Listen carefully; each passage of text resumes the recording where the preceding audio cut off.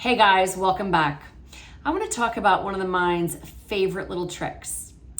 It's figuring things out. The mind loves to stay super busy figuring out why things have happened and what might happen in the future.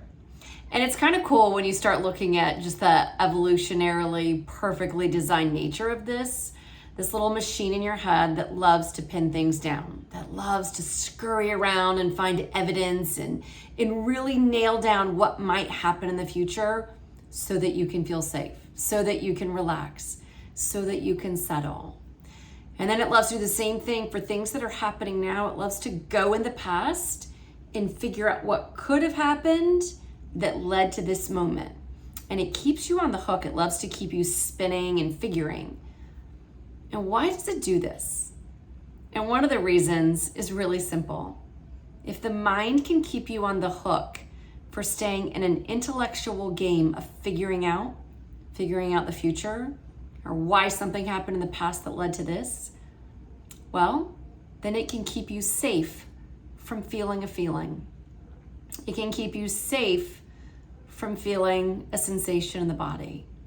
You see, to that mind, that adorable little primitive machine in your head, anything is better than staying in this present moment, in this breath, this heartbeat, with what is arising right now.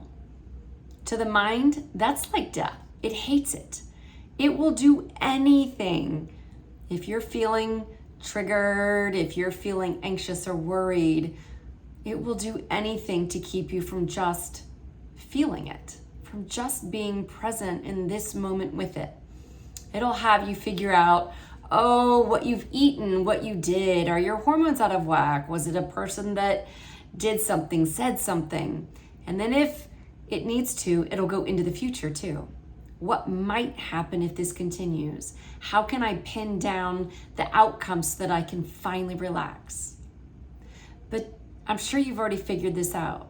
To the mind, enough is never enough. There will never come a time when your mind just gives up the ghost and says, I don't need that job anymore. I no longer need to figure things out. I no longer need to pin things down. I no longer need to understand the cause and effect so that you can be safe, so that you can relax, so that you can settle. The mind's job is to do just that. Figure out, pin down, and solve. Luckily, we're on to that little mind.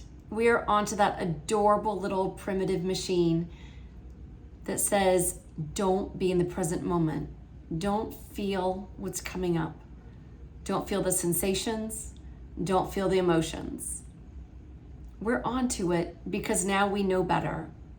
After thousands of years of programming and conditioning, of actually believing that certain emotions are scary or harmful, and believing that certain nervous system and limbic system sensations in the body are scary or they cause suffering. After believing that for so long, we're finally onto it. We finally can see through it, that emotions are just energy in motion, emotion. Emotions are energy. Sensations in the body, energy. At their core, they are intelligence. They are aliveness. They're beautiful. They're incredible. They're what makes being human so worthwhile, so amazing. We get to have this energy. We get to have energy. I kind of think of it sometimes like the Santa Ana winds pulsing through our bodies.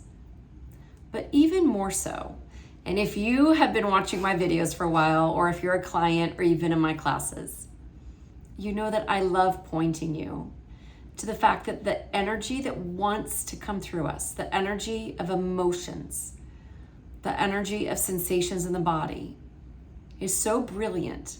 Because every time we are, in everyday psychological terms, every time we're triggered, someone triggers us, an event triggers us, an intrusive thought triggers us, every time we're triggered, what's actually happening I think of triggers actually as like a soup ladle, like a big giant ladle that ladles up soup.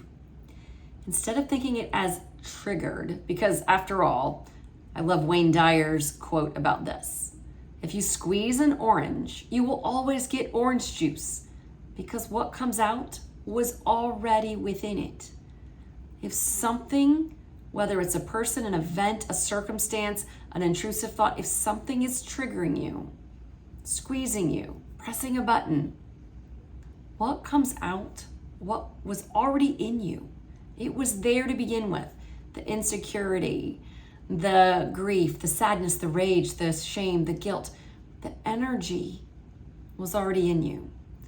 So when you are feeling triggered, when a ladle comes in and brings up energy of insecurity or fear, sadness, shame, all it's doing is it's bringing up some old programming, some old beliefs, some old conditioning that no longer serves you, that is weighing you down, and that has been running the show in your life for probably far too long.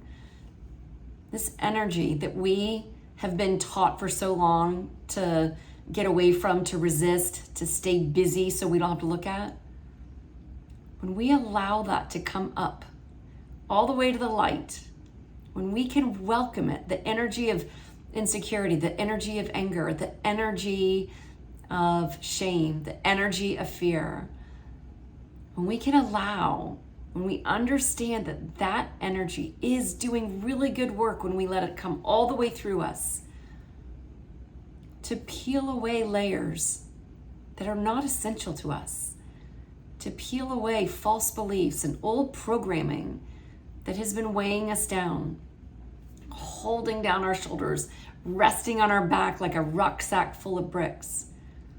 Every time we can be present, every time we can allow that energy to move through freely in the present moment, we are healing. We are becoming lighter and freer. We are becoming more open to experiencing the truth of who we are, which is peace and joy, abundance. So when our minds want to take us away on some intellectual journey of figuring out, and is it the food? Is it this? Is it the people? Is it the situation? No. Come back. It's adorable, but you can just notice, oh, that little cute machine in my head, it's doing its job. So cute.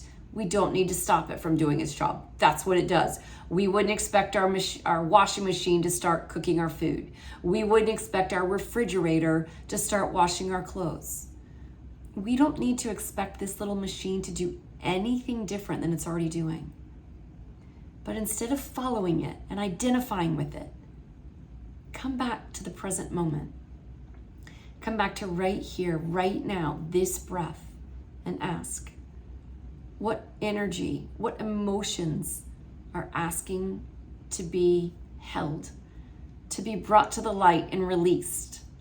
What sensations in the body? Again, energy is working hard on my behalf to assist, to allow the bringing up, the ladling of these old energies that are no longer serving me.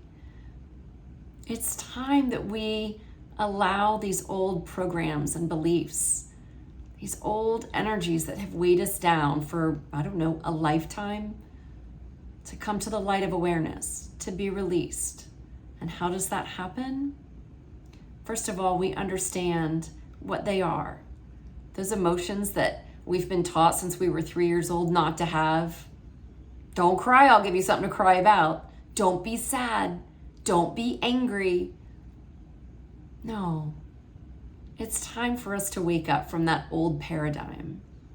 Those old energies, they're ready to be felt, healed, released.